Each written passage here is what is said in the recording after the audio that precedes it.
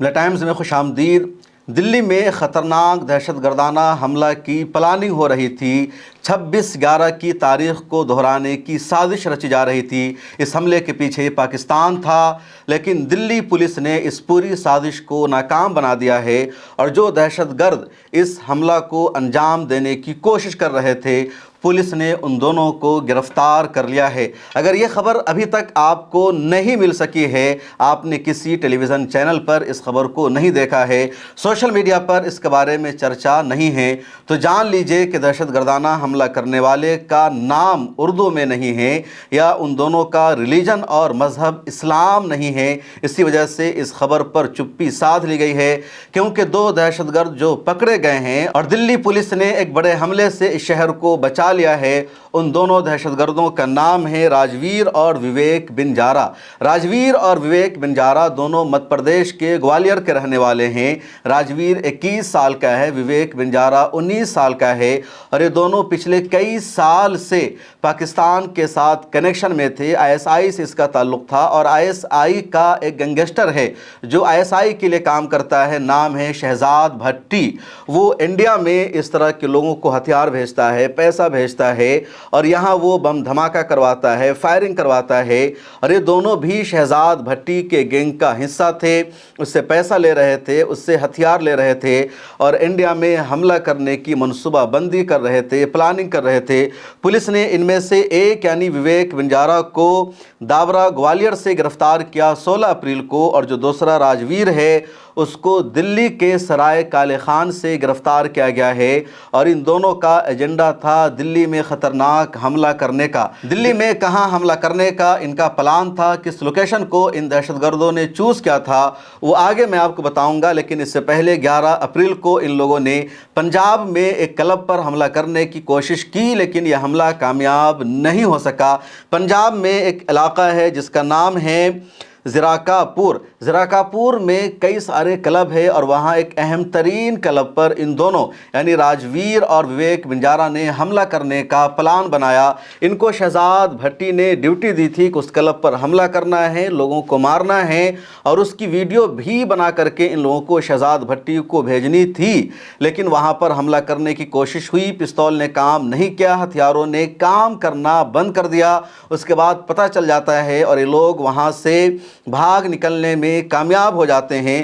ان کے ایک ساتھی یعنی راجویر نے باضابطہ اس حملے کی ویڈیو بھی بنائی تھی، اس کے موبائل سے وہ ویڈیو ملی ہے، اور ویڈیو شوٹ کرنے کا مقصد تھا شہزاد بھٹی کو بھیجنا اور اس کو بتانا کہ ہم آپ کے لیے کام کر رہے تھے، ہم نے اپنے مشن کو انجام دے دیا، لیکن یہ حملہ کامیاب نہیں ہو سکا۔ دلی پولیس کی اسپیشل سیل نے یہ بھی بتایا کہ پنجاب کے امرتسر علاقے سے جا کر یہ لوگ ہتھیار لیتے تھے، یعنی بارڈر پر ان کو ہتھیار پہنچایا جاتا تھا، اور وہاں سے پستول لے کر کے آ جاتے تھے۔ جو دوسرا اسلحہ ہے یہ ان کو وہاں بھیجا جاتا تھا، پیسہ ان کو دیا جاتا تھا، اور اس طرح یہ لوگ دیش میں اس طرح کی سازشوں کو انجام دیتے تھے۔ پاکستانی گینگسٹر شہزاد بھٹی نے ان دونوں یعنی راجویر اور وویک بنجارا کو یہ ڈیوٹی بھی دے رکھی تھی کہ انہیں دلی اور NCR میں آس پاس کے علاقوں میں نوجوانوں کو ہائر کرنا ہے، ان کو منتخب کرنا ہے، اور ان کے ذریعے مختلف علاقوں میں حملہ کروانا ہے، وائلنس کو بھڑکانا ہے، بے گناہوں کو مارنا ہے، دہشت گردانہ حملوں کے لیے ان لوگوں کا استعمال کرنا ہے، انہیں ہتھیار چلانے کی ٹریننگ دینی ہے، اور یہ دونوں اسی پر کام کر رہے تھے۔ کئی سارے لڑکوں کو بھی ان لوگوں نے ہائر کیا تھا۔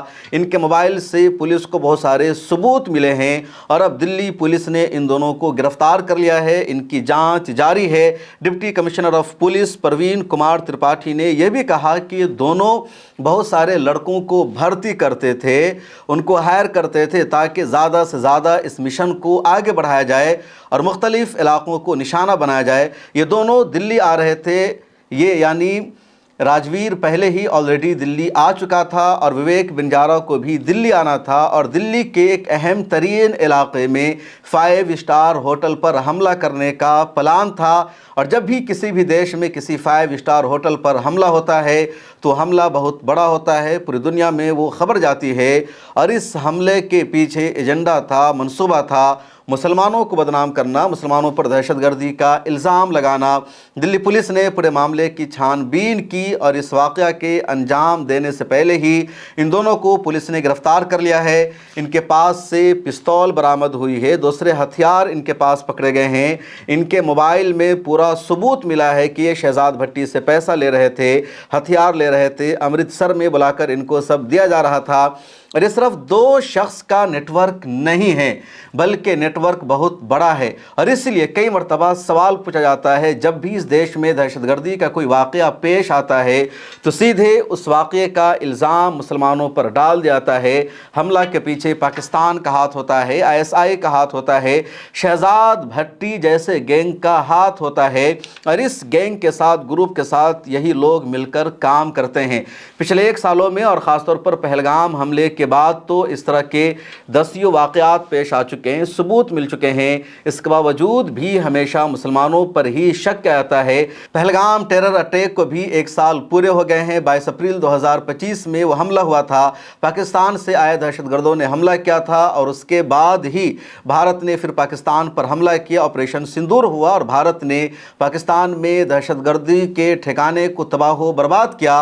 लेकिन उस वक्त भी कुछ जर्नलिस्ट थे जिन्होंने सवाल पूछा था कि वो दहशतगर्द पाकिस्तान कैसे गए, फिर पाकिस्तान वो वापस पहुंच कैसे गए। हमारी आर्मी सरहद पर लगी हुई है, पूरे इलाके की निगरानी की जाती है, इसके बावजूद पाकिस्तान से दहशतगर्द हमारे देश के अंदर आ जाते हैं, हमला करके वापस चले जाते हैं और फिर उनको पकड़ा क्यों नहीं जाता। एजेंसियों पर कुछ जर्नलिस्ट ने सवाल उठाया, दूसरे इदारों पर सवाल उठाया और इस तरह के वाक़यात तो लगातार होते रहते हैं। जहां अमृतसर में या दूसरे सरहदी इलाकों में हथियारों की सप्लाई की जाती है, पाकिस्तान पैसा ला करके देता है और ये लोग इस तरह की साजिशों को अंजाम देते हैं। अब राजवीर और विवेक बिंजारा के मामले में और कितनों की गिरफ्तारी होगी, किन किन लोगों से इसका लिंक है, अगले दिनों में उसकी तफ्तीश सामने आएगी, सच्चाई ज़रूर बेनकाब होगी। लेकिन सवाल सबसे ज़्यादा गोदी मीडिया पर है।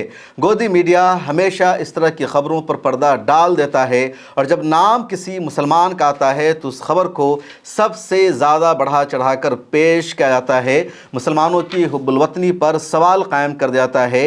ये शहजाद भट्टी जो गैंग है कोई आम गैंग नहीं है, बल्कि पाकिस्तान की खुफिया एजेंसी ISI के इशारे पर या ISI के कहने पर ये काम करता है। ISI इसको फंडिंग देती है और फिर ये इंडिया में ऐसे लोगों को हायर करता है। लॉरेंस बिश्नोई ग्रुप का आपने नाम सुना होगा। 2 साल पहले मुंबई में मशहूर सियासतदान बाबा सिद्दीकी का कत्ल हो गया था। उनके कत्ल में भी लॉरेंस बिश्नोई ग्रुप का हाथ था। पप्पू यादव को भी इस ग्रुप ने मारने की धमकी दी थी और भी कई मामले सामने आए। लॉरेंस बिश्नोई ग्रुप का भी शहजाद भट्टी से ताल्लुक़ है, लेकिन लॉरेंस बिश्नोई ग्रुप को कभी भी इंडियन मीडिया ने दहशतगर्दों का ग्रुप नहीं कहा। हाँ, क्रिमिनल्स का ग्रुप कहा, लेकिन आतंकवादी का नाम नहीं दिया जाता है। आखिर क्यों, जबकि ग्रुप शहजाद भट्टी के ग्रुप के साथ मिलकर काम करता है। कुछ रिपोर्ट ये भी सामने आई है कि इस वक्त लॉरेंस बिश्नोई और शहजाद भट्टी के ग्रुप में ताल्लुकात अच्छे नहीं हैं, दोनों एक दूसरे पर इल्ज़ाम लगा रहे हैं। लेकिन ये तमाम लोग देश के दुश्मन हैं, देश का माहौल ख़राब करने की कोशिश कर रहे हैं और दिल्ली पुलिस की स्पेशल सेल ने दिल्ली को एक बड़ा धमाका होने से बचा लिया है। अभी चंद महीना पहले की बात है जब दिल्ली में लाल किला के सामने ख़तरनाक दहशतगर्दाना हमला हुआ था। 9 बेगुनाहों की जान चली गई थी और उस दहशतगर्दाना हमले में मुलव्विस कौन लोग थे, कैसे उस दहशतगर्दाना हमले को अंजाम दिया गया, उनका एजेंडा और मकसद क्या था, अभी तक पूरी सच्चाई और तफसील सामने नहीं आ सकी है। कुछ लोगों को गिरफ़्तार किया गया था। कश्मीर के एक डॉक्टर उमर नबी की उस हमले में मौत भी हो गई थी और कहा जा रहा है कि वही उसका मास्टरमाइंड था। लेकिन और तफ्तीश अभी बाकी है कि उसके पीछे कौन था और किस एजेंडा के तहत उस हमले को अंजाम दिया गया। गोदी मीडिया ने उस वाक़े के बाद भी मुसलमानों का ट्रायल किया था। अल-फलाह यूनिवर्सिटी को लगातार निशाना बनाया गया और अल-फलाह यूनिवर्सिटी का लाइसेंस रद्द कर दिया गया, मेडिकल कॉलेज वहाँ का बंद कर दिया गया, जबकि असल मुजरिमों की सच्चाई सामने आना अभी भी बाकी है। इस वीडियो में इतना ही। मिला टाइम्स को सब्सक्राइब कर लीजिए और मुझे दीजिए इजाज़त, फिर मुलाकात होगी।